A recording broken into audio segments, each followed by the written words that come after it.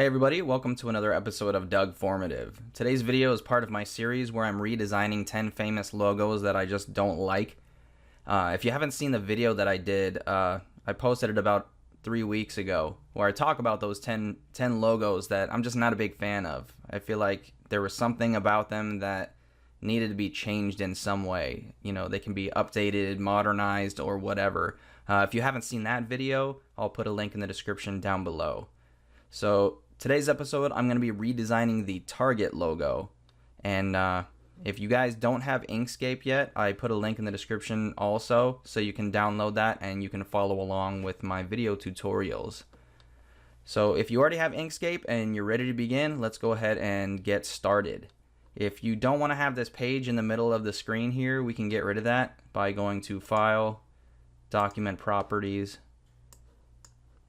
I like to change my display units to pixels and uncheck the box down here that says Show Page Border. And that way you just have a clean canvas to work with. Alright, since the Target logo is pretty simple, I don't need to have a reference next to me. I'm just going to go off of my memory. And the first step, you want to grab your circles tool over here. Now you want to hold Control, click, and drag out a perfect circle shape. And now if you hit S on the keyboard to grab your selector tool, let's go ahead and duplicate that by holding Control and hitting D on the keyboard. And let's make that a different color just so we can see what we're doing. It doesn't matter what color. And now you want to hold Control and Shift together and click any one of these arrows and drag it towards the center. And you're going to drag it in as far as you need to make the outer ring of the Target logo as thick as you want it to be. You know, and this is personal preference. I think that looks pretty good right there. So we want to cut this green shape out of the red shape here. So by holding Shift, clicking on the outer ring, we can hold Control and Shift and hit minus on the keyboard, and that cuts out the middle section of the circle. Now we need to make another circle, so grab your circles tool again, hold Control, click and drag out another perfect circle shape. And what you want to try to do is make the gap in between the inner circle and the outer ring the same thickness as the outer ring. It just visually it looks better. Now I know this circle isn't perfectly aligned, but we can do that very easily by grabbing our selector tool by hitting S on the keyboard, holding Shift, clicking on the outer ring, coming over here to our Align and Distribute menu, and just click the button that says Center on Vertical Axis and then Center on Horizontal Axis. And now it's perfectly aligned. And now you can come in and you can make any adjustments. I think I need to make this a little bit smaller, so I'm going to hold Control and Shift. And what that does is it will shrink down or adjust the size of it, but keeping it on the same center point. And I'm just going to drag this in until I feel like that gap is the same width as the outer ring. And that looks about right there. And now I want to combine the green circle with the outer ring so it's one object. So I'm going to hold Shift, click the outer ring, hold Control Shift, and hit plus on the keyboard. And now Inkscape is going to recognize this as one object here. Now the next step is to give this some perspective. Now we're going to do that by coming up here to Path and clicking on Path Effects. And what that does is that gives us this other menu over here. And with this selected, we're gonna hit the plus sign to add a path effect. And you want to scroll down to Perspective/Envelope and click on Add. Now it looks like it didn't do anything, but it actually did. What this allows us to do is grab our Edit Paths by Nodes tool, and if you notice, it gives us these nodes in the four corners here, and we only need to deal with 2 of them. So let's start with the top right node. We're going to hold Control, click, and just drag this straight up. And now we're gonna come down to the bottom right one here, hold Control and drag that down. And by holding Control, it allows you to keep these nodes on the same vertical plane, and it it lets you be more consistent with the perspective that you're adding. You know, if you want it to look more freehand, then you don't have to hold control. You can just click and drag these nodes out wherever you want them to be. And that is perfectly fine. Now what I want to do is give this an angle. So I'm going to hit S on the keyboard to get my selector tool. Now if you click on this one more time, you'll get your rotation handles. And if you hold control while you rotate, it will rotate it in clicks. So it'll go in increments of 15 degrees. So 15, 30, 45. And I think 45 degrees works for this, but you know, it doesn't have to be exactly 45 degrees. You know, it's whatever angle you think looks good. All right, now the next step, I want to give this the depth to make it look like it's a three-dimensional object. So in order to do that, I'm going to duplicate this logo we just created by holding Control and hitting D. And I want to make it a darker red color. If you notice down here in the palette next to red, we have like a burgundy shade. So we're going to click that. And then I'm going to uncheck snapping. Make sure you have snapping unchecked over here. And then we're going to click and drag this down to the thickness that you want it to be, you know, based on the space that you have in between. Now if you drag this thing out and you see that you have a little bit of a white gap down here, that's perfectly fine. I'll show you how you can correct that. And you know, I think that's pretty good. That's a pretty good depth, I think. And now we want to lower this new shape to the bottom by coming up here and clicking the button that says lower selection to the bottom. Now what I want to do, click and drag over both of these, and I want to make both of those paths. So by coming up here to path, object to path. Now just click off to the side to deselect everything, and now you want to just select the burgundy shade one. And now grab your edit paths by nodes tool, and if you hold control, scroll up on the mouse wheel, you can zoom in on this section right here, and all you want to do is just hover your cursor over the outer border of the burgundy shape here, click and just drag it up until that outer edge is behind the original shape that we created. Very simple stuff. Alright, now what we need to do is we need to make this look more three-dimensional by creating a line that goes from the outer edge of the bottom shape that connects to the top shape that makes this look like it's one complete three-dimensional object. Now how we're going to do that is by hitting B on the keyboard to get our Bezier pen, and we want to go ahead and turn snapping back on. And you want to have snap to paths turned on, and you also want to have snap smooth nodes turned on as well. So what you want to do is go ahead and click on a point on the one object, and then just bring your cursor over here, click on another point on the upper object, and you just want to just click another point and then complete this path by clicking on your original point. Make sure that this box is highlighted in red before you click. And now we want to get rid of the outline on this. There's two ways you can do that. You can either hold shift and click on X down here, or if you go to your stroke paint tab in the fill and stroke menu, you can click on the X over here. You know, it's personal preference. And now what I want to do is just click on any color. It doesn't really matter, but it would be better if it's a lighter color so you can see the contrast. And now what we want to do is let's zoom in, and we want to make sure that, see how the burgundy shade is coming up and over the top of this new object we just created? We don't want that. So let's grab our edit paths by nodes tool, and we want to bring that node over to here, to that point where this burgundy shape is no longer above it. So let's click and drag this out over here and just double check, and that looks like it's a good spot there. And we want to do the same thing up top here. See how the red kind of bleeds over a little bit, so we want to bring this node down to this area here.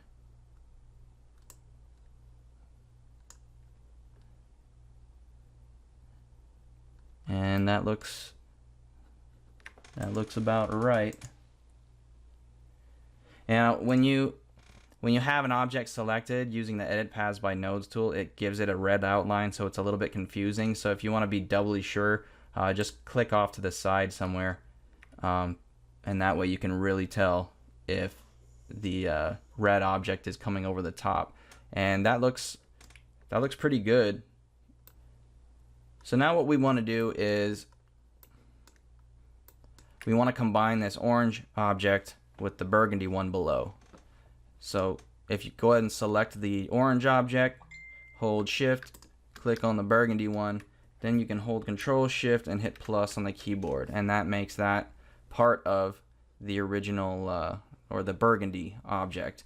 And the reason you can't see where it came over here is because the burgundy object is behind the red one, the original design. And we want to do that same process down here. So hit B on the keyboard to grab your Bezier pen. Click on a point over here, click on a point over here, click inside, and then just complete that object. Hold shift and click on the X to get rid of the outline. Make that another color. We'll just stick with orange, and then come in and see if these nodes need to be adjusted. You know, it actually looked pretty good where it is, but I might be able to come over a little bit more. So you want to find that sweet spot where you're bringing this node over as far as you can without the burgundy shape coming over the top of it.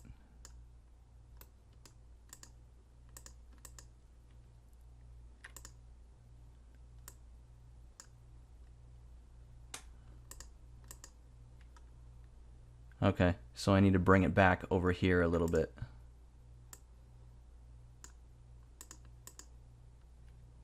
Okay, and we'll leave it like that. And let's come up here and do the same thing.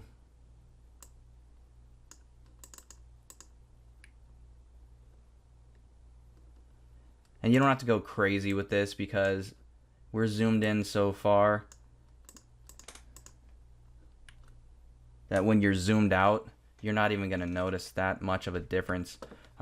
So now we want to make the orange object part of the burgundy object again. So hit S on the keyboard to get your selector tool, click the orange object, hold shift, click on the burgundy shape, Control Shift and plus sign to combine it. Now we want to go through that same process for the top and the bottom of the outer ring. I'll speed this part up so you don't have to sit here and watch it in real time, and then we can move on to the next step.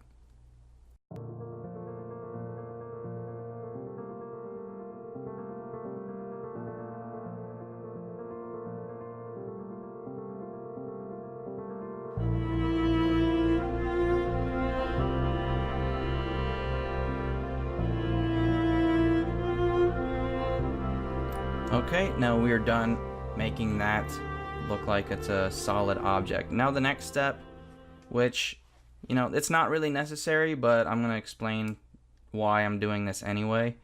We want to make this look more like a clean design.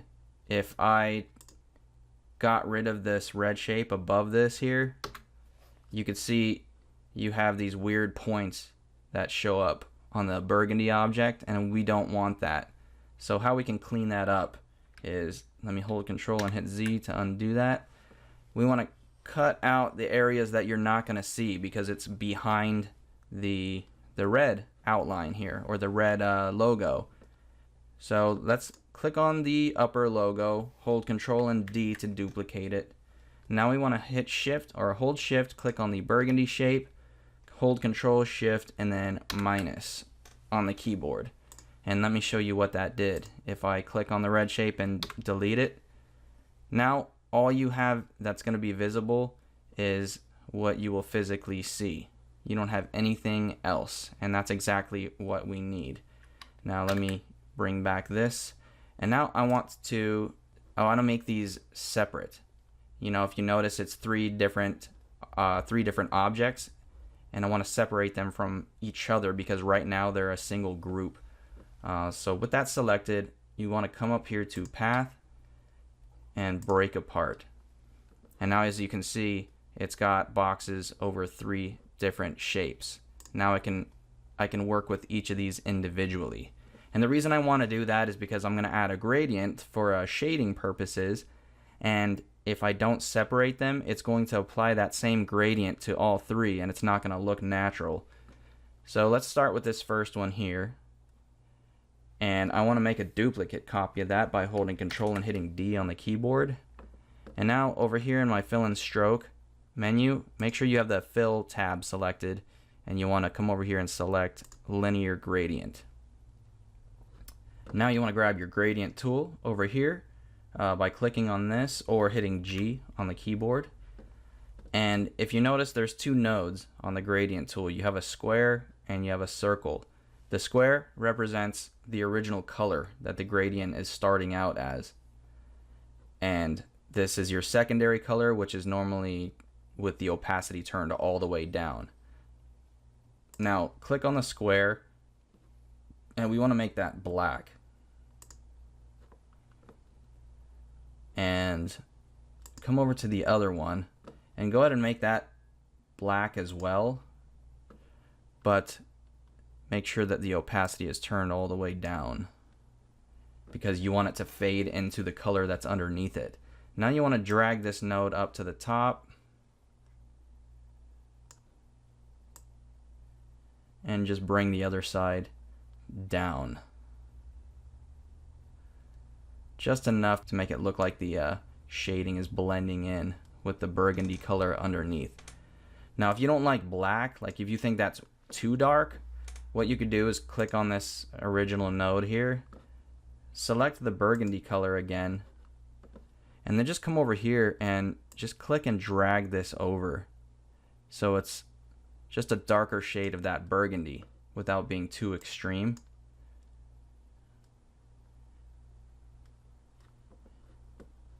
And you can do the same thing with the other one, or you could just make that a shade of burgundy so it blends in. And you don't have to be crazy picky with this part here. You know, I think that looks alright.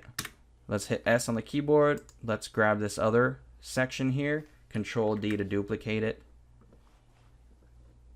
Come over here, click linear gradient. And if you notice, down here, you've got a couple of gradients. Anytime you create a gradient, it keeps a history of it down here in case you need to reuse that same gradient. So we can go ahead and click on this one that we just used, grab our gradient tool, and now we can drag this out this way. But what I want to do is actually no, I think we can use the same one. Let's turn snapping off because we don't really need it. You know, bring the other node down a little bit, and that way the burgundy starts to show up on the upper area here. So it's darker here and it blending into the burgundy. And now we want to do the same thing on this last side. So get your selector tool, click on this last one, Control D to duplicate, and turn that into a linear gradient. Select that same gradient, grab your gradient tool, click and drag this node down here, and just make whatever adjustments you want.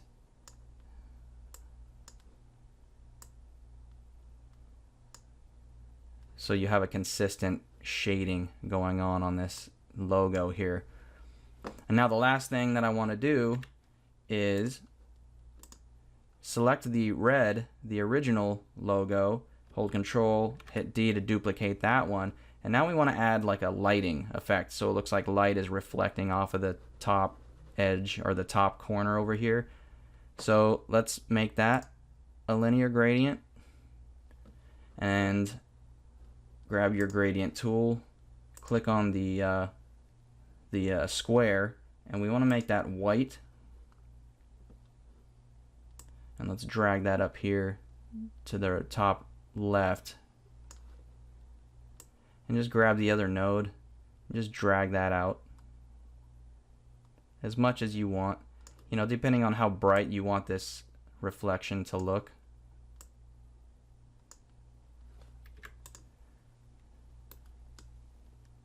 And that is it. That is it to redesign the Target logo. Now, if you're wondering about the text, you know, you can use whatever text you want. Obviously, this isn't going to be submitted to Target or anything for for their approval. I'm sure they're going to keep the same logo for years and years to come. But this is just a design that I came up with that I thought gave it a little bit of pizzazz, I guess. But hope you guys enjoyed. Don't forget to check out my other channel, DC Best Ever. And until next time, you guys take care. If you're enjoying my videos, don't forget to subscribe right here. Also, you can follow me on Twitter, Instagram, and Facebook so you can share it with your friends. Thanks again, and I'll see you next time.